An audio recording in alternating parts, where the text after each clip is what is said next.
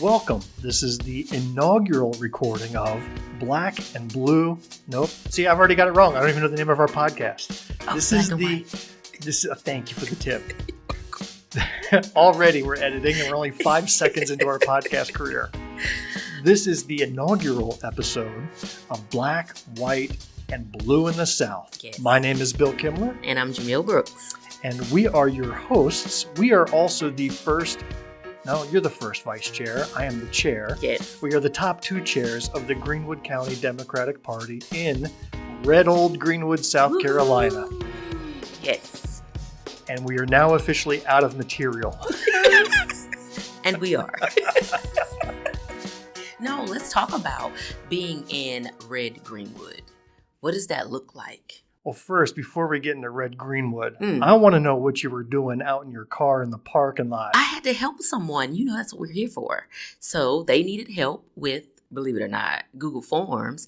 And I just enjoyed kind of walking them through how to create Google Forms. And you were conducting this training while driving here in your car. Yes, I was, because it's hands-free. That's amazing. Isn't that cool? You are incredible. Where was this student of yours that you were training? They were in Greenwood. Okay. It was somebody local. Yes. So they're at their computer, and I'm telling them I got a meeting, and then I'm helping. Well, to start off, since this is an inaugural podcast, yes, how about give us a little introduction about yourself, and then I will do likewise. Okay. So, as my co-host has stated, we're in red Greenwood, but I'm Jamil Brooks. I am an educator / healthcare / techie person from a little bit. Let's say I have about 20 years in education that has led me to get experience in healthcare and in technology. Passions, anything outdoors. Believe it or not, I'm allergic to everything outdoors. Man. I just found that out. But I love outdoors. See, to me, coming to the library here where we're recording, Yeah, that's outdoors. Exactly. And I pass so many trees that I can have a reaction at any moment. Now, you're also Dr. Jamil Brooks. I am. I'm Dr. Jamil Brooks. That doctor is healthcare administration with emphasis in policy and advocacy. Those are my two things. Give me a policy and I'll make it work. I am so impressed. I am just sitting here living low and poor with 2 master's degrees. But I'm sitting here humbled in the sight of an actual doctor. That's awesome. You should not be. You're not humbled. My original goal was to own a assisted living facility. So I figured, let's go this doctorate route, nail down the policies, procedures, know how to best equip my team. And then I landed in education and never left. But spent about maybe 10 years in healthcare. Started healthcare early. No kidding. Early. Well, I'll talk about myself a bit. My name is Bill. I'm a technology guy from many decades. I work as a software product manager today, but I have been all the way up to a CIO of a $4 billion company. Whoa. Running IT for a distribution company that had 13 warehouses across this country. I am, as you can tell by my lack of a Southern accent, I've relocated to South Carolina back in 2012. 2012 was when I first came to South Carolina, and I was commuting, kind of living in 2 places at once, and permanently became a resident here. My wife, born and raised here in Greenwood. Oh, wow. We've been happily married for years, and so now, aside from the lack of being able to say y'all authentically, I'll keep working with you on I'm that. a Southerner. I've certainly, as I said in one of my speeches, I moved to Greenwood out of love for a woman, but little did I know I would fall in love with Greenwood. Wow. And I truly have. But like you, I didn't start off in technology. My background was actually in hardcore science. I graduated with math and physics degrees, got my master's in physics, and a master's in teaching. I was going to be a hardcore science physics teacher. Wow. Physics. Maybe one day doing a doctorate, but I had just had a baby girl when I was 23, working on my master's, and you just can't do a doctorate degree while having a newborn. Oh, my goodness. So I stayed in the education realm, and I lasted all of about a year and a half. A year and a half? Yeah. I taught both at the college and high school level. The high school system was just upside down. They would only offer me a part-time teaching position. So I did that for a year with the promise they would give me full-time, and then they reneged on that promise. Oh, wow. Then I got another opportunity because I had done started playing around in the World Wide Web. This is back when it was new in the mid-90s. And so I applied for a job to be a web designer for this private, small, family-owned distribution company. Instead, I got hired as a technology trainer. Wow. They needed people to learn about Microsoft Office. And this was back on Windows 3.1. Oh, wow. So this was like all brand new stuff. And so I had my own little technology training center, taught people how to do email and Word and stuff. I mean, we were still using typewriters back then, and we were moving to Windows. And then that's where that career began. And after 15 years, I found myself as the CIO. And this company grew from just, one little family-owned business in upstate New York to one of the largest distribution companies in the world. That's amazing. They've since gone bankrupt. I left there in 2016, and then in 2020, they were no more. They did not handle the pandemic. Most people didn't. Yeah, a lot of companies didn't, but this was a big fall, for such a large company. I'd already moved on at that point. I'd like to take some credit that because I left, they went under. Oh my goodness. That's how I sit here and pat myself on the back. But I know, of course, that wasn't the case. But I work for another company now. I'm very happy. Been with them for 7 years. I deal with a global firm. So my daily routine is every morning phone calls with a team in India or Israel or UK or California. Oh my God, that is so interesting. I'm giving a presentation to a customer in South Africa next week. It's just become commonplace where I used to sit there and go, wow, I can't believe I'm talking to somebody from New Zealand. But now that's just Tuesday. Wow. It's a fun way to be. And I work completely from home. So I'm a 100% virtual employee, which has also got its perks. I tell you, you hide all that so well. Hide what? All of that. Like, I didn't know you were doing all of that. That's amazing. What did you think I did? I mean, I know you work from home. Okay. But I'm saying, I think that is super cool. Yeah. You should kind of say that a little bit more. Well, I get to work from home. I did that well before the pandemic, so Yeah. I was used to it. But I'll tell you what, after 20 years of clocking in and out of an office, I gets went old. a little batty. It gets old. Yeah. When I started working from home, it was fun for about a week, and then I got stir crazy because I was at home all day, every day, and I just found myself just throwing everything up in the air, saying, "I got to get out of here." But now, 7 years of working from home, I've gotten used to it, got a good routine. Wouldn't see it any other way? No, I'm good. I'm good. I don't need to go into the office anymore. I'm good. Yeah. Doing anything global requires you to have excellent communication skills and adaptability, and you display that very well. Well, listen, we're not going to be sitting here lathering each other with compliments. Well, I'm just saying, I have to give it to you, when it's due. And I think that's amazing. Like, don't hold out. But that's amazing. Well, I got to get some of this in writing then, take that home to my family. Put it on the refrigerator. Exactly. But hey, just as an origin, Jamel and I have gotten to know each other over the past few months as she stepped up and said, "Hey, I would like to run for first vice chair." And I asked you a question a couple weeks back when we had lunch, and I said, "How did we meet each other?" And both of us scratched each other's heads. Do you know? Because I still don't remember. I do. Oh, stop it. It started with an email. Did it? You wrote an email to me saying you were interested in running for first vice chair. Oh, wow. Now, I think I had met you at a meeting just like I had, met a whole bunch of people. Just in passing. But then when you emailed me, I did a little Google searching, and you're all over the internet, and I saw that. I was like, wow, this is a home run if she indeed is serious about being first vice chair of this party, the things that we could accomplish together. Yeah. And then you've proven it and then some. You've got the passion and the energy that is rare to see. People like to talk, but you back that up by doing it. Yeah, that's important. That's important. So that's how we met. That is interesting. I did not remember how, because I think our relationship clicked and was so genuine. We were able just to flow together and get things done. I never took a moment to pause and say, wait, how did we even meet? So that's kind of cool. Yeah, it was weird that it wasn't top of mind. It was almost like we knew each other for a while. That's right. So that's right. I think that's neat. So we were chatting over lunch a while back, and I had this crazy idea that wouldn't it be fun to take some of these conversations we're having, record it, and put it out there for anybody to listen? And of course, I was for it.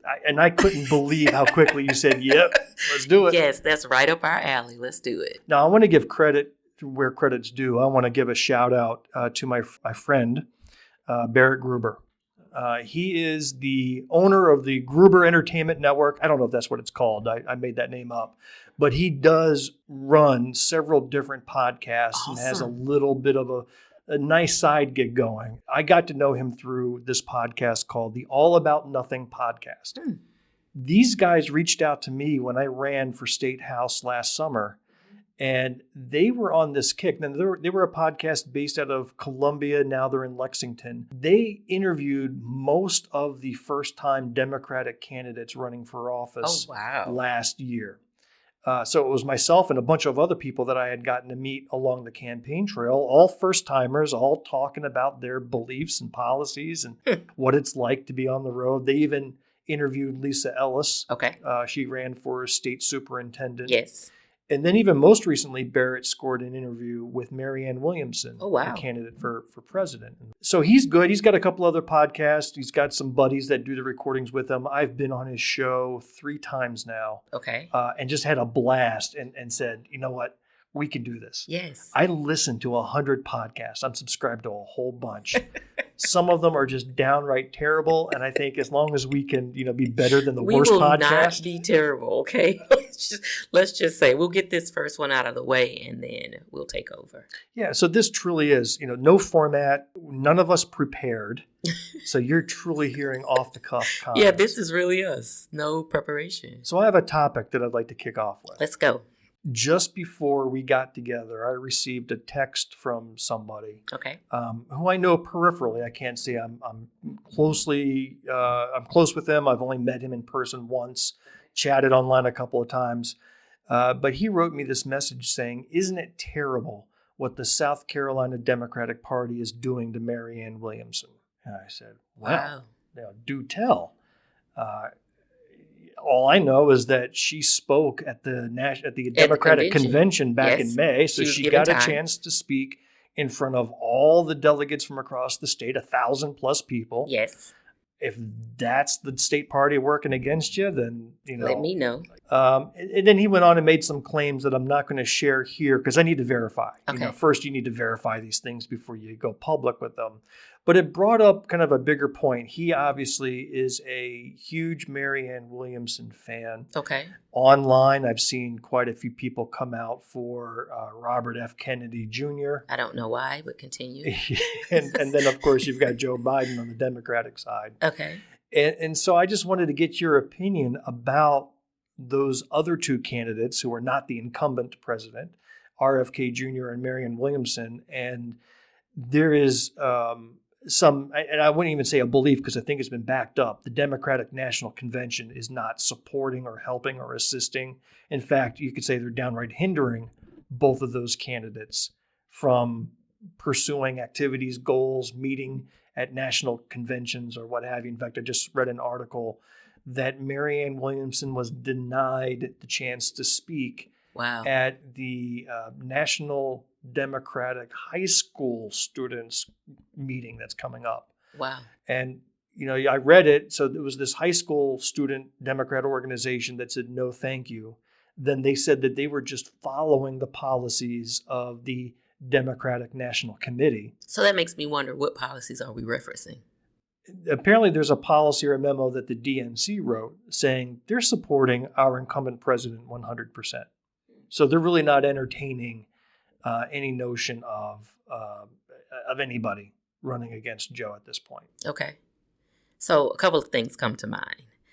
First, if that is in fact true, that could be considered a bad thing to do.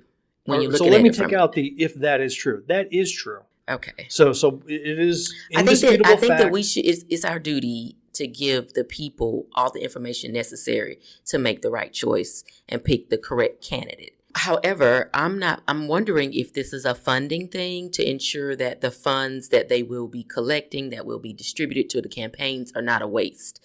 Because there are chances that when you're looking at the other 2 candidates, that is going to be a pool of money that is going to be tossed to the wayside because they don't stand a chance. And so we have to consider at times, is that still a right move or a wrong move? I think it's wrong to deny the people an opportunity to hear from everyone. But again, I just really want to know the policy that this is based on to support their stance. I think if people are running, they should have the opportunity.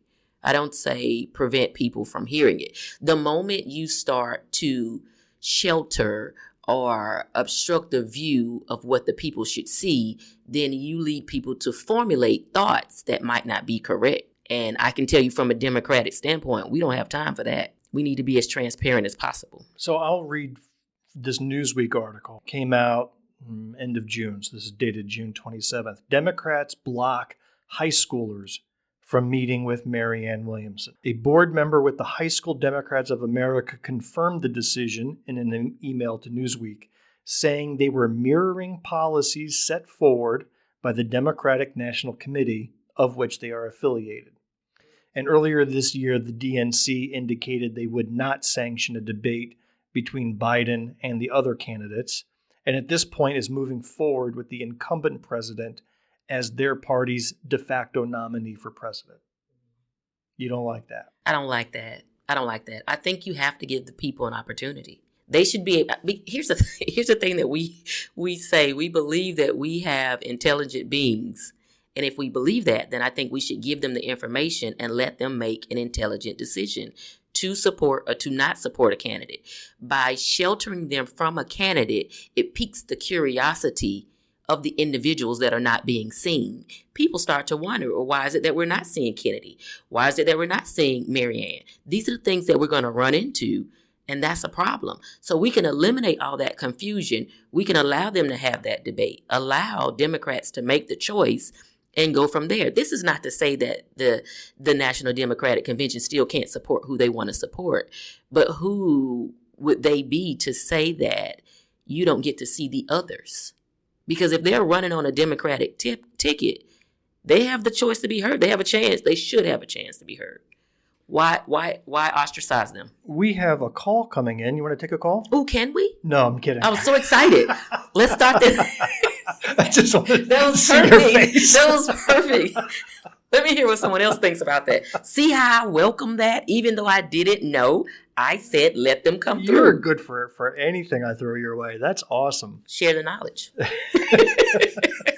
What are your thoughts? Well, I hear what you're saying. Okay. And I think theoretically, I agree with it because democracy requires multiple voices to be heard. Correct. However, these two candidates, so let's set Marianne Williamson aside because of the two alternatives to Joe Biden, I think she is the most legit. RFK Jr. is just a complete clown show. I agree. And I'm using the word clown for the word I really wanted to say. Correct. We'll take clown for right now. Imagine he gets to stand in front of high schoolers and starts peddling his BS. And let's say the high schoolers who are impressionable young minds, let's say 10% of them believe him. Did we just do damage by allowing fringe, setting aside his beliefs, he is also just so comfortable with lying. I've seen him speak. I've seen him say completely false things, setting aside COVID or vaccines or anything, just in terms of, well, I never said that. And then there's the video of him saying that. He's just so fast and loose with the truth. He truly is a complete nut job. And just even looking at the people he associates with. So I guess the question I would propose is, granted you want multiple voices, and I think Joe Biden would probably be stronger in a primary situation where he has to debate on policies and his record. And he's going to have to do that against a Republican anyway. So let's get practice now in a more friendly field. That is exactly what I was going to say. But do we have to allow anybody who decides to file to play in this game? No. I don't think we need to allow anyone, but I think we need to allow top contenders. I mean, there are enough polls to see who's ranking, who's pulling the interest. So right now, RFK Jr. is pulling 3 times the rankings as Marianne Williamson. I don't think that a presidential candidate should go in and speak to the high schoolers, because I think at times that message may be slightly above where they are cognitively. Not saying that they don't know how to vote right from wrong, but I think the message is so embedded. It's kind of like an onion when they're going in there. They have so much that they're really saying. They're only going to give you that first layer. And sometimes to be able to analyze exactly what they're trying to get to you may take high schoolers a little bit longer. Some of them will pick it up, but not all. I think those conversations need to go to the adults. I don't think we should bog a high school down with that particular But set presentation. aside the high school. The high school is just this specific example. I think you should give it to the. We should allow even if it's RFK wrong. Jr. Correct. We to should be on a debate stage. We should allow him to debate. We should allow him to debate, because here's the thing: you cannot prevent people from getting false information. I mean, Fox News is a prime example of that. So it is going to be out there. The reason I say put it out front, because if you put those, I don't even know what to call the information that he speaks, but if you put that information out on front on the television station during a national debate and allow Joe Biden to respond to it, now you have individuals that are able to critically analyze and see that what Kennedy is saying is so far-fetched. I think sometimes hiding the crazy is what allows the crazy to continue. And though crazy may be offensive, it is the best way to describe some of the things that are occurring when we reference candidate Kennedy. I think that exposure is necessary. You can't protect yourself against what you don't know is brewing. The Republican presidential candidates, and there's about 53 of them now. I think my uncle just filed yesterday. It's a lot. They have set some ground rules to qualify for a debate stage. Okay. You know, you have to have certain polling. You have to have a certain number of individual donors to your campaign. Okay. I don't think the DNC has done anything of that sort, but would you agree with setting some ground rules to qualify? And even though you may have filed, and if you didn't qualify, you don't get the debate stage. Is that okay, or is that considered anti-democratic? Oh, that's a tough one. That's a good question, actually. And in some rights, individuals would say that that is anti-democratic because we're not giving everyone the stage. However, I support that route versus not allowing. What we don't want to do is also waste the American people's time. So I can definitely support not having someone who has raised a dime not make the stage to debate. That I can support. I can support somebody who is not even showing up in the polls as an interest for the American people not making the stage. I think categories need to be established, or would help the Democrats to ensure that it is an equal opportunity and a chance to get there. If you want to get to that stage, nothing stops you from running. Let me just say that. They can still put their names on the ballot. But if that's the stage that you want to get there to make sure that the American people hear what you have to say, then you're going to have to work to get there. And that does mean showing up in the polls that they run. That does mean raising a certain amount of money and having a certain amount of people that support you. I think that's fair than just getting up. And I was on my couch today and I thought, well, shoot, let me throw my name in the hat and I'm going to go and waste the American people's time talking about stuff when I have no clue. So having some type parameter set in place, though it may appear that it's not democratic, I believe that it is. Don't you think that there is some, I'm going to say, loyalty to an incumbent president that should be kept in mind? I mean, this is a man who won the last election, who went through the worst presidential transition in the history of presidential transitions, who had to deal with an inept handling of a pandemic that killed over 1 million Americans. And you look at where we are today after the supply chain collapse, global economy collapse. Now today we're looking at being the country with the fastest recovery of any other developed country in the world. That's cool. While things aren't perfect, they're going a lot better. His numbers have only risen in the last 3 years. Correct. Could you see a position that says, look, we stick with our guy if it's an incumbent president? Now, when we had 2018 and we had 23 different Democratic candidates, the DNC stepped aside, let them all battle it out, gave everybody equal turn. I saw all 23 speak at the South Carolina Democratic Convention in 2018, and it was fun. But once you're president, haven't you earned, and you've been a good president. Yes. Haven't you earned the right to say, look, I need the support of the full DNC and I can't be distracted? And this is going to sound really harsh, but this is my view on this. I'm not sure that the two people we're referencing will distract him at all. So I don't feel as though by the DNC allowing them to engage in this debate would be a distraction for someone who has done the work, has the numbers, has the facts to back up what he has done. They will not be a distraction for him.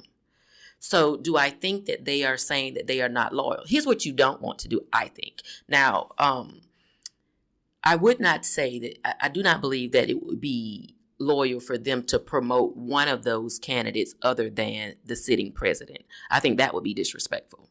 But I think to give them all equal opportunity to still voice their stance on subjects that affect the American people is necessary to remain true to our democratic roots. That's my thought on that.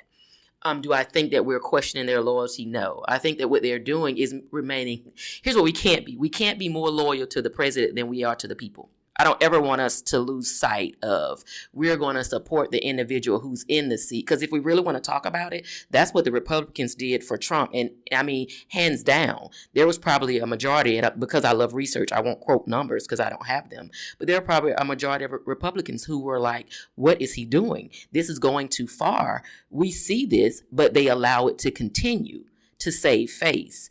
So the only thing I'm saying is you cannot be more in support for your president or your leaders than you are for your people. And your people deserve to hear and be able to make the decisions on which way they go.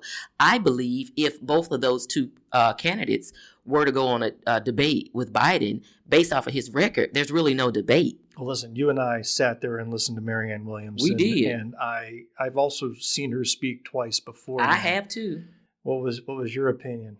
I wish you could show my face. It's really, I will tell you this. I appreciate her passion. I do. But in terms of leading the free world, that is not someone that I would see that I could support. I know the argument that's made for Williamson is, she's got the right progressive ideas. She does. And I can't dispute that. I've heard her interviewed, and she says a lot of progressive things that I'm in agreement with. She knows the lines to make you respond. Yes. But running the country is not just somebody who has the right opinions. No. It's a fallacy to think that a president gets stuff all done by themselves. Oh my gosh. I almost just jumped up and ran around this whole room. Could you just say that part one more time? I don't remember what I said. The president can't run the country by themselves. Go.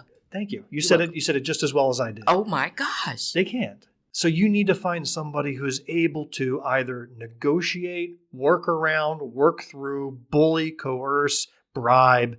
You got to know how to play the game. And you have to, as the leader, be able to listen to people. So you can't just have all the great ideas and be so stubborn that you're not hearing what the team that you've built is going to say to support us. We've already been through 4 years of a first time leader. Yes. Donald Trump was not elected to anything in his life. Yes. And we saw the terrible thing, like his whole administrative team turned over just about every 3 weeks. Yes. There was somebody new in that office that was even more useless than the person before. And after the fact, they all turned against him. They all wrote books about him. They all talked about what it was like to work in his administration. The guy was just ineffective. Now, either 55,000 people who worked in that administration were lying about how terrible it was, or it was just terrible. And you know what? The thing that would always amaze me when we had conversations about Trump was that people would say, well, look at him, look at where he is financially. He's managed companies. He was able to turn companies over. And I kept thinking, that is a bad assumption to use to support as a leader, that he managed companies. And the turnover rate that he experienced in the White House, it is an example of him managing companies. Well, we're just halfway through this year, and Marianne Williamson is already on her third campaign manager. That is red flags for everyone. Her South Carolina team up and quit on her about a month ago, said they couldn't take it anymore. And these are some people that I know from working in the circles. They stepped up and said, we want to work for Marianne Williamson. They got 5-6 months of what that was like, and they're like, look, we're done. So who better than the people that have to work with her? I think she's under $1 million cash on hand at this point. Oh, wow. Okay. So really to say that she deserves an equal voice at the same stage when she has such inner turmoil. If there were people who have worked intimately with Marianne that were out there singing her praises, if her South Carolina staff was giving me a call and saying, Bill, listen, you need to hear and see, and this is what I believe, then that's one thing. Instead, that entire team quit. Yeah. So what's that going to be like on a national level? You can't put somebody with good ideas out there if they're not capable of managing. But that is not for you to say, and it's not for us to say. That is for the people to say if the DNC were to adopt the standards on what you could do to get on the stage. That would be for the American people to say. Listen, if Gavin Newsom from California or Roy Cooper, governor of North Carolina, stepped up and said, I'm going to primary good old Joe. You know what? That would be interesting. That would be interesting. And I'd be out there saying, I want to see them because you know what? They've demonstrated the ability to lead. They have. They're dynamic. They're energetic. And I think they have earned the right to be on that stage. But, my Uncle Joe should not have that spot. So I'm going to say this. I think the reason, and I am not speaking, let me put my disclaimer out here. I am not saying that I have anything to back this assumption up. This is purely an assumption. This is just Dr. J. That's all you got. I wonder if the reason why the DNC is not putting anyone up front is because they know that President Biden is going to need all the focus and all the attention poured into him because this next run is not going to be an easy one. Nope. So maybe that is the stance. Let's just not even waste our time. And I have a term that I use, but I'm not going to use that on here. Whenever we have another candidate who know that there's no chance in the world that they're going to make it, but they jump into these races and then they have, especially I'm looking at the presidential race, and then they have so many people taglining and then you split that Democratic vote. Then we have chaos near the date that we're supposed to be trying to pull all the funds together to run a campaign so you can have one Republican and one Democrat on that ticket. And now you've had individuals invest in 15 other Democrats who are not going to get anywhere near that final ticket. And so my stance would be, or my assumption is that the DNC knows that we've got to figure out a strategy to ensure that Biden crosses that finish line. And it means no distractions in terms of not just hearing what the people have to say, but no monetary distractions. We don't need that money to come from or go anywhere else. Fund Biden. Well, on that, I think we're going to wrap things up. Oh, wow. That was a fast 35 minutes, believe it or not. How cool is that? How cool is that? And that was just us riffing without any plan I know, or because discussion we ahead can of talk time. all day. We could, but then we would have 0 listeners. Okay, we'll stop. But I will want to end on one little game. Not even a game. Let's just end on an interesting note. Okay. Is there a fact about yourself that most people don't know that you think might be interesting? A fact about myself. Oh, gosh. Well, tell me about where you've been last week. I am a member of the most illustrious sisterhood, Delta Sigma Theta Sorority Incorporated. So last week, so if you don't know, now you do. Last week, we had the most enjoyable, insightful time in Indianapolis doing our 56th National Convention. Amazing. So I don't know if this is a Southern thing.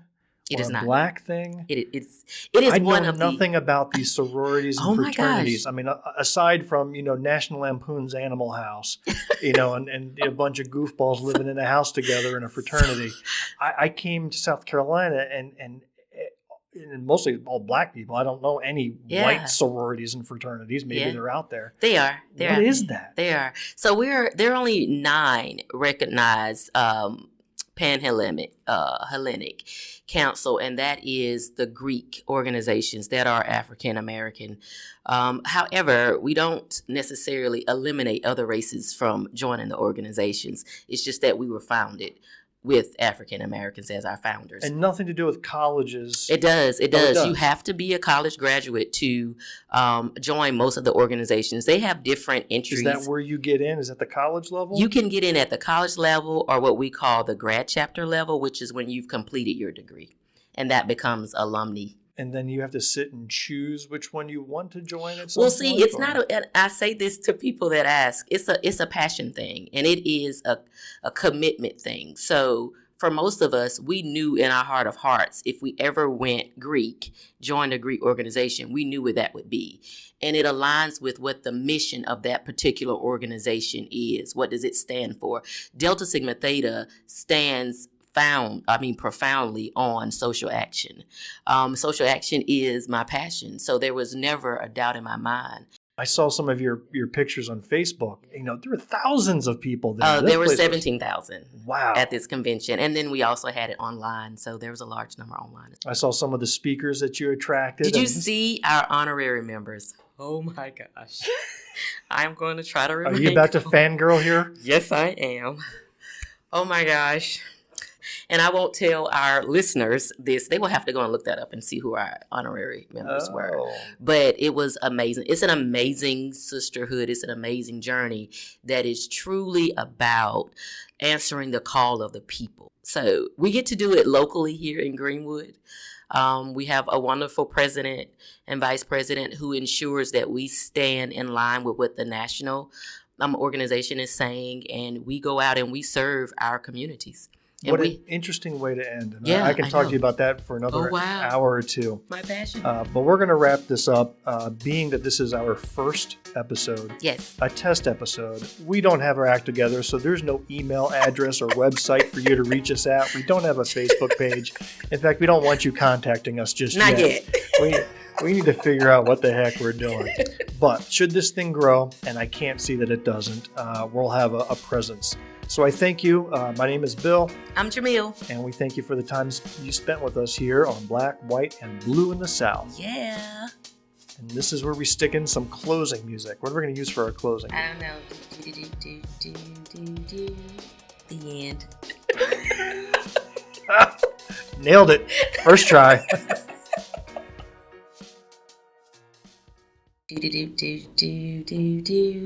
The end. The preceding podcast is a product of Big Media and copyright 2023, all rights reserved.